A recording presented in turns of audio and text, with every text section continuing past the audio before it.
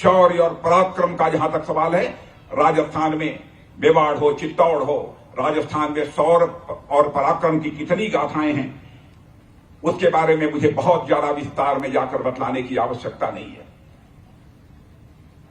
कैसा योगदान था, कितना योगदान था पन्ना धाय का, इसके बारे में हमारे पूर्व वक्ताओं ने विस्तार पूर्वक आपके सामने चर्चा कर दी है, इसलिए मैं उसके बहुत विस्तार में जाकर चर्चा नहीं करूंगा। लेकिन कल्पना कीजिए, हमारी माताएं बहनें यहां पर बैठी हैं, या कल्पना करें कि जिस समय उन्होंने उदय सिंह जी के बिस्तर पर अपने बेटे को लिटा दिया था,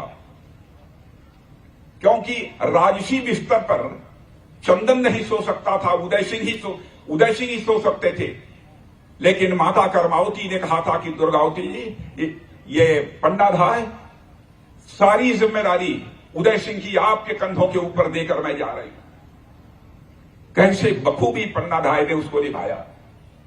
उदय सिंह के राजसी बिस्तर से उदय सिंह को हटाकर कि कहीं यह बनवीर आकर उदय सिंह की हत्या न कर दे, क्योंकि राजसी बिस्तर पर ही कोई सोया होगा तो राजकुमार ही सोया होगा और उदय सिंह की वह हत्या कर देता।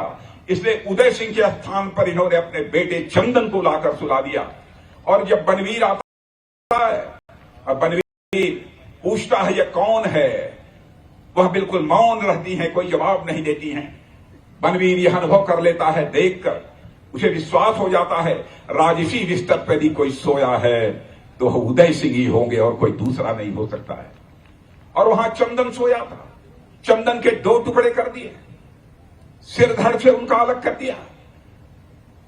लेकिन इसमें महत्वपूर्ण बात है जिसकी तरफ हम लोगों का ध्यान जाना चाहिए, वही उस चारपाई के पायताने पर पन्ना धाय बैठी थी। मां पन्ना धाय, उनके आंखों में आंसू की बूंद नहीं देखने को मिली। बहनों भाइयों, उन्होंने सोचा कि यदि हमारे आंखों में यदि आंसू की बूंद यदि आ गई और देख लिया बनवीर ने, तो कहीं उसको यह संदेह न हो जाए कि यह यहां पर लेटा हुआ उदय सिंह है अथवा चंदन है। बहनों भाइयों, उस माता ने अपने आंखों में आंसू तक नहीं आने दिया। अपने कलेजे को किस तरीके से अपने तलवार की नोक पर उसने रखा होगा, जैसे कोई कलेजा अपनी तलवार की नोक पर रखे, वैसे ही पन्ना धाय ने, बहनों भाइयों, अपने कलेजे को उस तलवार की नोक पर रखा।